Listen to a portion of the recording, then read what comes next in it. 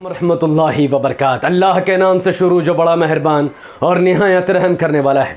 यति नरसिंहानंद सरस्वती ये संघी सुअर एक बार फिर अपने मुंह से हकते हुए पकड़ा गया।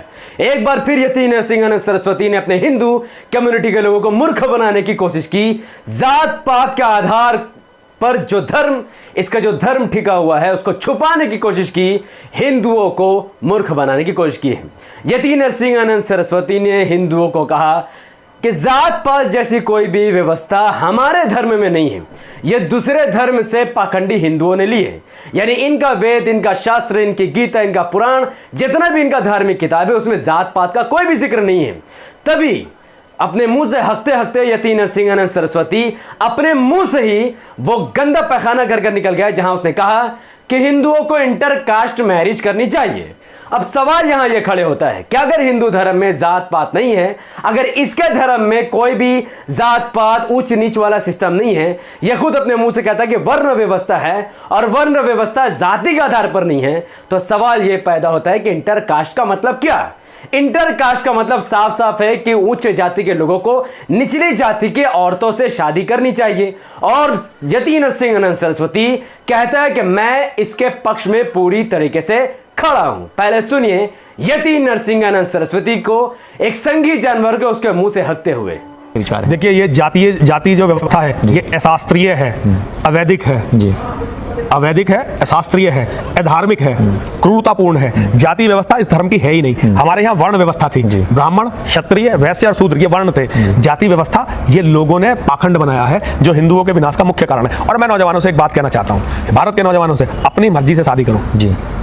अच्छी लड़की देखो, अच्छा लड़का देखे, अपनी मर्जी से शादी करो और बिरादरी के बंधन को तोड़कर हिंदू आगे बढ़े। मैं इंटरकास्ट मैरिज का विद इन हिंदुइज्म अपने लोगों में इंटरकास्ट मैरिज का बहुत प्रबल समर्थक हूं। ये नहीं कि हमारी बेटी लव जिहाद में फंस के अपने आप को बर्बाद करते हैं, हमें बर्बाद करते हैं, लेकिन अपने हिंदू धर्म की किसी भी जाति में अगर हमारी बेटियां या हमारे बेटे शादी करते हैं तो उसका समर्थन करना चाहिए। जो लोग इसका समर्थन आज नहीं कर रहे हैं वो अपने बच्चों के साथ विश्वासघात कर रहे हैं, वो अपने धर्म के गद्दार, अपने परिवार के गद्दार। अब बताओ भला, खुद ही अपने मुंह से कह रहा है कि वर्ण व्यवस्था हमारे इसमें, लेकिन जाति व्यवस्था नहीं है। अगर जाति व्यवस्था नहीं है तो इंटरकास्ट मैरिज का भी सपोर्ट कर रहा है। अबे ढक्कन, संघी सुअर, देश में लगा हुआ एक दीमक, कुत्ते के पैखाने से भी बदतर ये यति नरसिंहानंद सरस्वती हिंदुओं को कितना मूर्ख बनाएगा भाई। तो चलो, मैं तो एक मुसलमान हूं, मेरी बातों पर क्या पता हिंदू विश्वास करे या ना करे। अब हिंदू धर्म के ही एक पंडित की वीडियो मैं आपके सामने रखना चाहूंगा, जिसने इस बात को सिद्ध कर दिया कि उनके सबसे बड़ी ग्रंथों का ग्रंथ गीता, जिसमें पहले ही उसके पन्ने में पहले ही जो श्लोक है वो वर्ण व्यवस्था और जात पात वाले व्यवस्था को इशारा करती है। बहुत से लोग कहते हैं हम वर्ण को मानते हैं, जाति को नहीं मानते। गीता का पहला अध्याय भी तो उनको नहीं आता है। जाति धर्मा कुल धर्मा च शाश्वता लो अमुक अमुक अवश्य हिंदुओं के नेता कहते हैं हम वर्ण को मानते, जाति को नहीं मानते। पहले तो उनको ये नहीं मालूम कि जाति का जन्म होता है। योग दर्शन के अनुसार जाति, आयु, भोग, प्रारब्ध के 3 फल हैं, तो जाति का अर्थ जन्म हुआ या नहीं? जन्म से तो जाति की सिद्धि होगी, चाहे ब्राह्मण, चाहे मनुष्य, चाहे पशु, चाहे वृक्ष। जन्म स्वीकार करने पर तो जाति की स्वीकृति हो ही गई। अब अगर आप जन्म स्वीकार करते हो और कहते हम जाति नहीं मानते हैं, इसका मतलब है कि आप शास्त्रों के द्वारा बहिष्कृत किए गए। आप अपने को बहिष्कृत मानने के लिए तैयार हो, बुद्धू मानने के लिए तैयार हो, बुद्धिमान नहीं है। अंतर जाति का अर्थ क्या होता है? जो लोग अंतर जाति विवाह कहते हैं, तो अंतर जाति शब्द का अर्थ क्या होता है उनकी दृष्टि में, मैं जानना चाहता हूँ।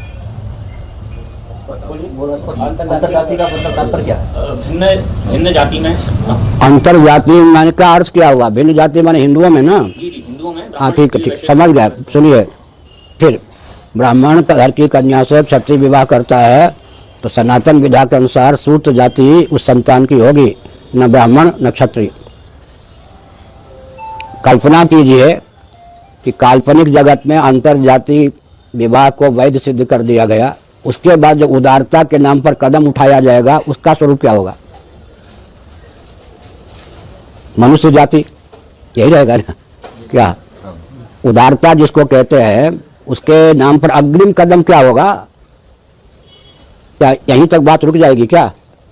अभी आप कहते हैं उदारता, आप माने कोई भी अवश्य उदारता के नाम पर अंतर जाति विवाह को मान्यता मिलनी चाहिए, सांस्कृतिक तंत्र के द्वारा, सामाजिक तंत्र के द्वारा, प्रशासनिक तंत्र के द्वारा, यही ना।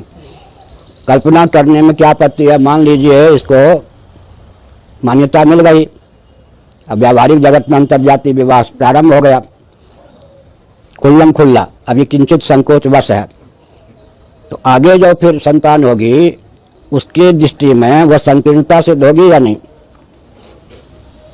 होगी? वो कहेंगे क्रिश्चियन भी क्या है, मनुष्य हैं, मुसलमान भी मनुष्य हैं, पारसी भी मनुष्य हैं, तो मनुष्यों में ये क्रिश्चियन, हिंदू, मुसलमान ये विभाजक रेखा कलंक है। अंतरजातीय विवाह का अगला अग्रिम कदम क्या होगा, स्वरूप क्या होगा? मानव जातीय विवाह अंतर। उसके बाद में फिर तीसरा कदम क्या होगा? पहला कदम अंतरजातीय विवाह, दूसरा कदम होगा मानव जातीय विवाह, तीसरा कदम क्या होगा? अगर बानरी को विधिवत प्रशिक्षण कर दिया जाए तो पत्नी का काम क्यों नहीं कर सकती है? इसलिए उससे विवाह होना चाहिए। ये सब होगा या नहीं? छागी समझते हैं ना, बकरी को अगर प्रशिक्षण दे दिया जाए तो उससे विवाह करने में क्या आपत्ति है? तो अंततोगत्वा यह होगा, ये पतन का स्वरूप होगा या विकास का स्वरूप होगा? माने विकास के नाम पर, उदारता के नाम पर यह सचमुच में पतन के गर्त में पहुंचाने वाला प्रकल्प होगा या सचमुच में उत्कर्ष की ओर स्थापित करने वाला होगा? दूसरी बात यह है कि शिक्षा, रक्षा, अर्थ और सेवा के प्रकल्प सदा संतुलित रूप में सबको सुलभ रहे, इसकी वैज्ञानिकतम विधा का अनुसंधान किया जाए तो उसका नाम सनातन विधा से वर्णाश्रम ही सिद्ध है। ये वीडियो किसी भी तरीके से किसी भी जात, धर्म या फिर समुदाय के खिलाफ नहीं है। यह वीडियो मात्र संगी, सुअर, पाखंडी, मूर्ख, हिंदुओं को बेवकूफ बनाने वाला, मुसलमानों के खिलाफ, इस्लाम के खिलाफ दिल में जहर रखने वाले नरसिंहानंद सरस्वती के खिलाफ थी, जो भारत को हिंदू और मुसलमानों के दरमियान लड़ाने की और तोड़ने की कोशिश कर रहा है। अपने धर्म की बुराई छुपाने के लिए दूसरे धर्म को टारगेट कर रहा है। तो ये वीडियो मात्र उसी के जवाब के लिए था। मेरे पास ऐसे बहुत सारे वीडियो हैं जहां पर कोई मौलवी मौलाना की जरूरत नहीं पड़ेगी कि वो इनको जवाब दे, बल्कि इनके ही धर्म से अलग हुए वो शूद्र, वो लोग जिनको ये लोग नीचे जाति के समझते हैं, उन्होंने इनके धर्म को ऑलरेडी ग्रंथ को पढ़ चुके हैं।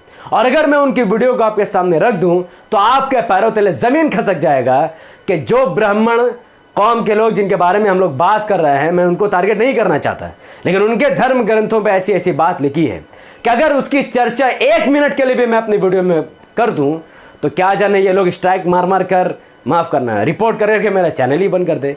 लेकिन अगर ये इस्लाम पर इसी तरीके से टारगेट करते रहे, प्रॉफिट मोहम्मद सल्लल्लाहु अलैहि वसल्लम और हमारी कौम को अगर इंसल्ट करते रहे, तो फिर वो दिन दूर नहीं जब मैं इनके धर्म की धज्जियां उड़ा कर रख दूंगा और ऐसे ऐसे बात तथ्य के बुनियाद पर आपके सामने रखूंगा जिससे इनका धर्म आप तमाम लोगों के सामने सिवाय नंगापन का और कुछ दिखेगा ही नहीं।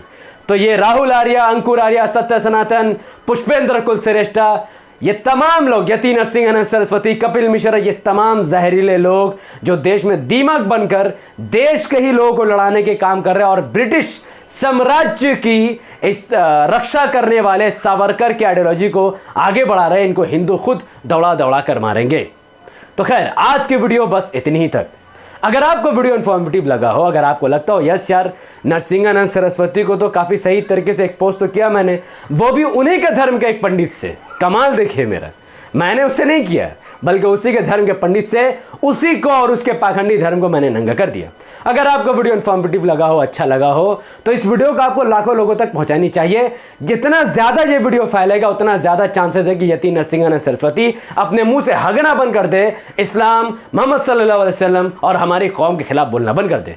तो अगर आप नरसिंहानंद सरस्वती को जवाब नहीं दे सकते हैं, आपके अंदर यह काबिलियत नहीं है, तो प्लीज प्लीज इस वीडियो को लाइक कीजिए, इसके लिंक को व्हाट्सअप, फेसबुक, इंस्टाग्राम पर शेयर करके लाखों लोगों तक पहुंचाने की कोशिश कीजिए।